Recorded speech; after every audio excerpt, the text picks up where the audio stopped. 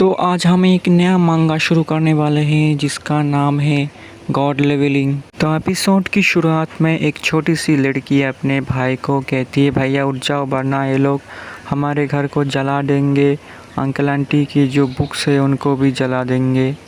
और तभी उसका भाई जिसका नाम मिनबिन है वो अपनी आंखें खोलता है और सोचता है कि वो कहाँ पर है अभी। ये सुनकर उसकी जो बहन है वो बहुत ज़्यादा खुश हो जाती है। फिर उसका भाई सोचता है कि मैं अब तक मरा क्यों नहीं, क्या हुआ मुझे अभी। उसके बाद हमें बाहर कुछ लोग दिखाया जाता है जो वो पैसे मांग रहे होते हैं, क्योंकि चिंग मिंग मिन ने मतलब उस लड़की के भाई ने इन सभी से बहुत सारे पैसे लिया हुआ था जो अब ये वापस मांग रहे हैं। तभी उसकी जो बहन है वो खड़ी हो जाती है और कहती है कि खबरदार अगर मेरे भाई को परेशान किया और अंकल आंटी की जो घर है इसको जलाने की कोशिश की, और इस सब मेरे अंकल आंटी ने मेरे भाई को चिंग बिन बिन को देकर गया था, तो ऐसा कोशिश भी मत करना। उसके बाद वो अपनी बहन को देखकर थोड़ा सा बहक जाता है और सोचता है कि आखिर मेरी बहन यहाँ पर क्या कर रही है, और ये तो लोहा सिटी जिसे मैंने बहुत पहले छोड़ दिया था, मैं यहाँ पर कैसे आया और यहाँ पर सब क्या हो रहा है। उसके बाद वो अपने घर को देखकर समझ पाता है कि ये तो उसका घर है जिसको उसने बहुत पहले छोड़ दिया था, पर अब वो इस घर में कैसे आया, क्योंकि इसको तो उसने बहुत पहले ही छोड़ दिया था। जब ये सब कुछ वो सोच रहा था तभी उसके सर में बहुत तेज़ दर्द होने लगता है, और उसके बाद उसे कुछ विजन आने लगते हैं, उसे कुछ मेमोरीज याद आने लगता है। फिर उसे याद आता है कि वो स्टार अलायंस के 5 राजाओं के साथ वो एक फॉक्स डिमन को हंट करने के लिए जा रहा था। फिर तभी रास्ते में उन 5 राजाओं ने मिलकर उसको धोखा दे दिया है। फिर इस बात से उसे बहुत ज़्यादा गुस्सा आ जाता है, क्योंकि उसने स्टार अलायंस के लिए बहुत कुछ किया था और आखिर में उसने बहुत सारे डीमन को मारा था स्टार अलायंस के लिए, पर आखिर में उन लोगों ने इसे धोखा दे दिया, इसलिए उसे बहुत ज़्यादा गुस्सा आता है। वो सोचता है उन 5 राजाओं ने उसे इसलिए धोखा दिया होगा क्योंकि उसकी जो पावर है वो दिन दिन बढ़ रही थी।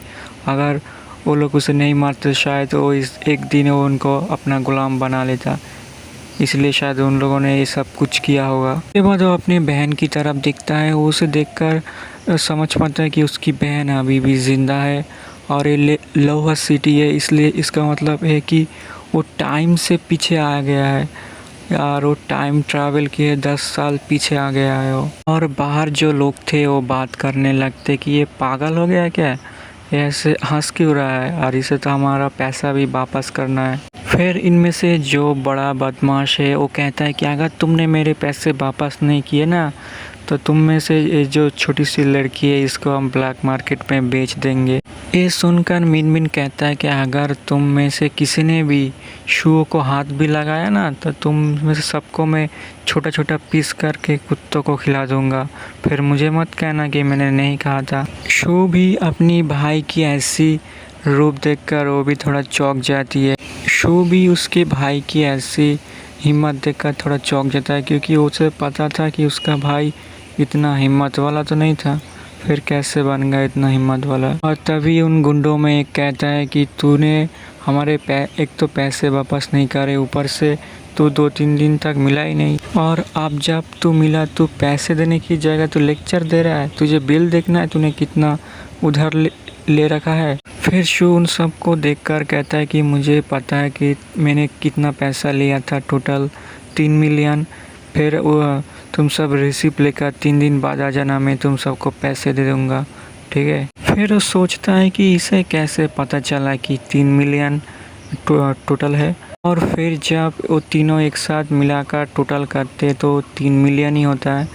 असल में बात यह है कि यहाँ पर मिनमिन जो है वो टाइम से वापस आया 10 साल, इसलिए उसे पता है पहले से ही कि कितना पैसा उसे देना है उन लोगों को। फिर मिनमिन सोचता है अपने मन में कि मुझे पहले से इन लोगों का पता है और इन लोगों ने जानबूझकर इंटरेस्ट को बढ़ाकर इन लोगों ने ज़्यादा पैसे डिमांड किए मुझे, पर इस बार सिचुएशन कुछ अलग होगा।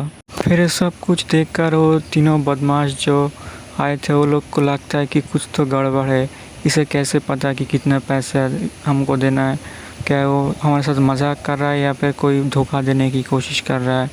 और इसलिए वो गुस्से से उसे देखता है मिन मिन को। फिर वो कहता है कि साला छोटे कीड़े, तुझे क्या लगता है हम लोग बेवकूफ़ है, तू 3 दिन में 3 मिलियन कैसे दे पाएगा। फिर उसके पीछे से आवाज़ आता है, कहता है कि मैं यहाँ पर उसके बिहाफ में उसका पैसा दे दूँगी। फिर मिन मिन भी ये देखकर थोड़ा हैरान हो जाता है कि डोंगफेन जियो यहाँ पर क्या कर रही है। फिर हमें दिखाया जाता है शहर की जो बड़ी फैमिली से उनमें से एक फैमिली की जो डोंगफेंग है उसकी जो सेकंड डॉटर है वो, और उसके जो बड़ी बहन है उसके साथ इसकी मिंग मिंग की शादी तय हो चुकी थी। उसे देखकर ये जो लड़के बदमाश लड़के इन्हें ये सोचते हैं कि ये कहते हैं कि चिंग मिन मिन आपका रिलेटिव है, हमें पता नहीं था, अगर पता होता तो हम यहाँ पर वो पैसे लेने नहीं आते, हमें प्लीज़ माफ़ कर दीजिए। और वो ऐसे ही उसके सामने झुककर उससे माफ़ी मांगने लगता है, पर जो लड़की है उसे अनदेखा करके अंदर चली जाती है। फिर उसके बाद वो लड़की मिन मिन के सामने आती है और कहती है कि जल्दी से लोहो सिटी को छोड़ दो, तुम्हारा जितना भी उधार है वो डोंगफेन फैमिली चुका देगा। उसके बाद मिन मिन कहता है कि तुम सब की नज़र इस घर में है ना, तुम सब इस घर को पाना चाहते हो इसलिए ऐसा कर रहे हो। इस बात से वो लड़की गुस्सा हो जाती है और उसको बुला भला कहती है कि अगर तुम मेरे बहन के अगर होने वाले पति नहीं होते और मेरे फादर तुम्हारे अंकल आंटी के अगर रिस्पेक्ट नहीं करते तो तुम्हें क्या लगता है कि इस टूटे फूटे घर का इतना दाम होता, 2 मिलियन से भी ऊपर। उसकी छोटी बहन उसको कहती है भैया ये घर हम नहीं बेचेंगे क्योंकि अंकल आंटी ने हमारे लिए छोड़ा था। उसका भाई भी कहता है कि जब तक मैं ज़िंदा हूँ तब तक कोई भी इस घर को नहीं खरीदेगा, तुम फिक्र मत करो, इस घर को हम लोग नहीं बेचेंगे।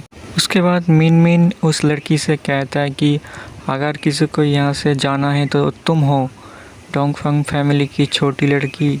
और उसके बाद उस लड़की को भी गुस्सा आ जाता है और वो कहते हैं कि तुम्हारी हिम्मत कैसे हुई तुमने मेरे साथ ऐसा बदतमीज़ी से बात करने की।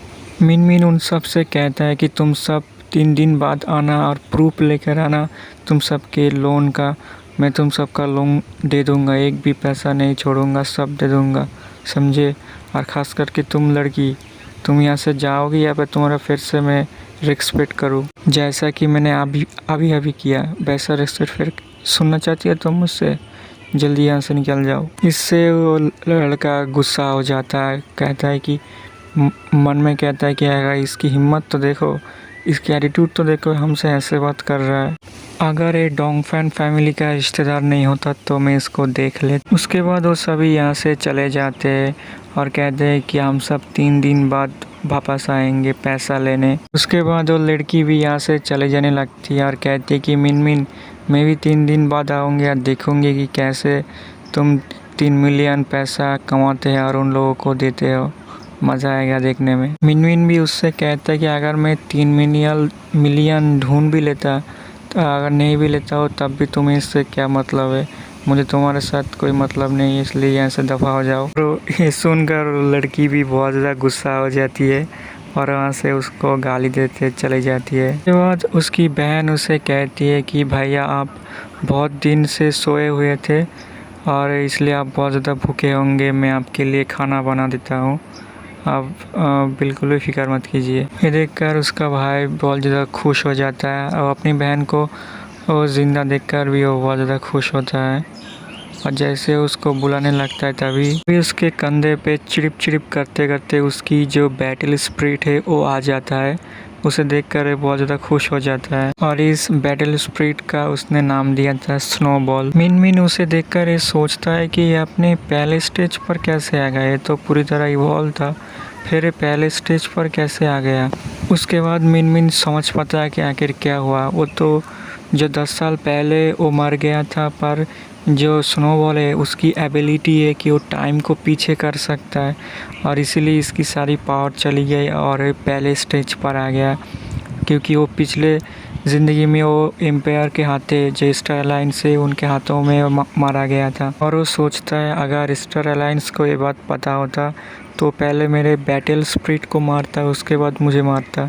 शायद उनको ये बात मालूम नहीं था। उसके बाद उसकी बहन उसको पीछे से बुलाती है और कहती है कि भैया ये तो बैटल स्प्रिट है, ये आपको कैसे मिला, क्या आप हंटर बन चुके हैं? उसके बाद वो स्नोबॉल को उसको दे देती है और कहती है कि तुम इसके साथ चाहो तो खेल भी सकते हो।